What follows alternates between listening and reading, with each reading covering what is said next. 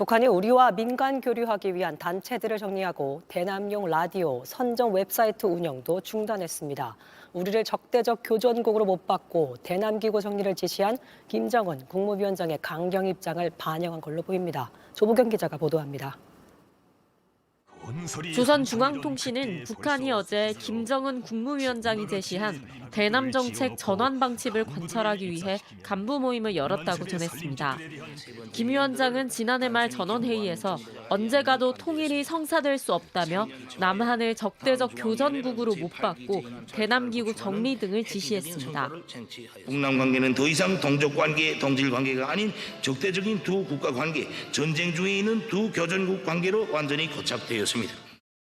이에 따라 6.15 공동선언 실천 북측위원회, 조국통일범민족연합 북측본부, 민족화해협의회 등 관련 단체들을 모두 정리하기로 했다고 조선중앙통신은 보도했습니다.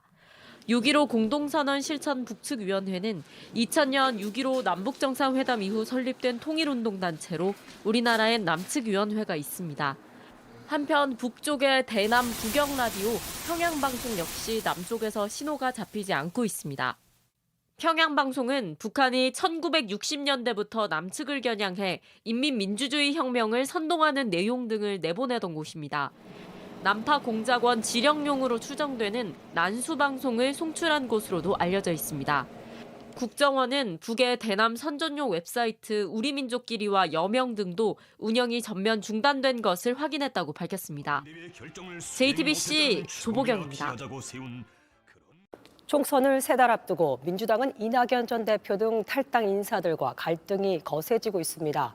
오늘 이낙연 전 대표 지지자들이 탈당 응원 행사를 열었는데 비습당한 이재명 대표로 비꼬는 발언이 나오면서 감정 다툼으로 번졌습니다. 첫 소식 최규진 기자입니다. 이낙연 전 대표 지지자들은 이재명 대표의 민주당이라고 표현했습니다. 이런 민주당을 탈당한 것 미련 없다고도 했습니다. 이재명에도 소용없겠지. 변해봐 우린 당신이기에. 지지자들은 민주당 의원들이 이 전 대표 신당에 동참하라고 촉구했습니다. 무대에 오른 한 참석자, 문제 발언을 시작했습니다. 이 대표가 피습당했는데 지지율은 더 떨어졌다고 비꼬았습니다. 목에 맞았는데 지지율이 떨어지는 경우는 처음 본 것 같아요. 아니, 어떻게 그럴 수가 있지? 너무 좋다.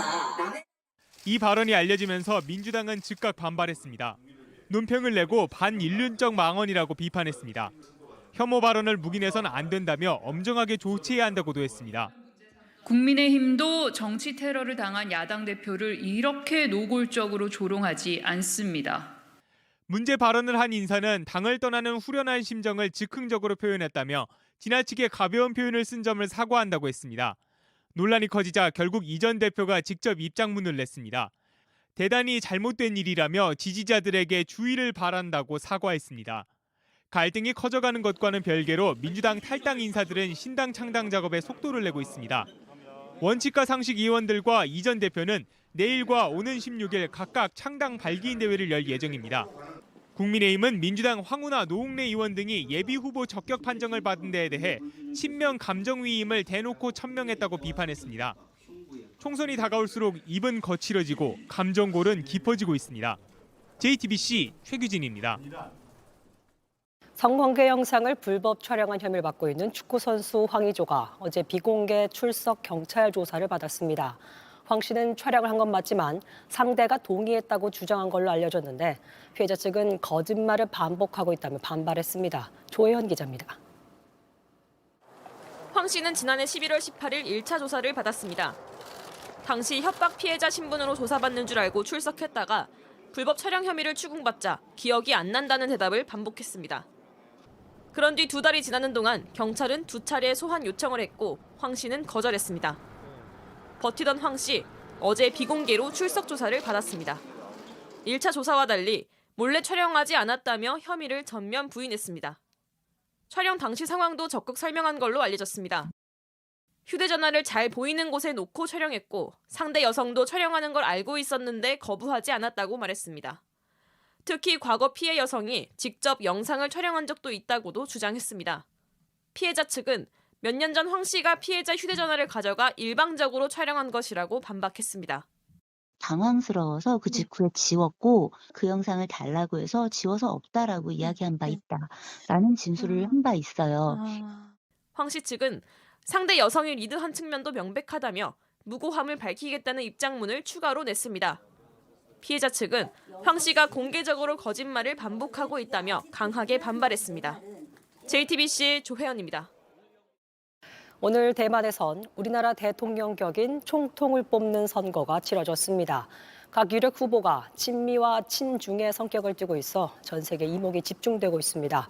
결과는 오늘 밤 늦게 나올 걸로 보입니다. 이재승 기자입니다.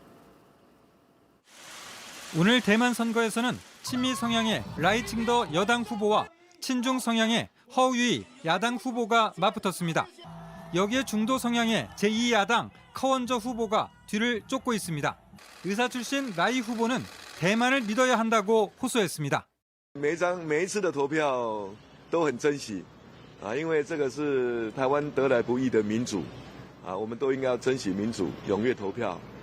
경찰청장 출신의 허우 후보는 라이 후보가 당선되면 중국과 전쟁을 불러올 수 있다고 주장했습니다. 那更重要的，我们需要的是选举的过程如何纷纷扰扰，选后我们大家都一定要团结，面对台湾的未来。 중국은 민진당 정부가 집권한 지난 8년 동안 대만과의 대화를 거부하며 군사적 압박을 강화했습니다.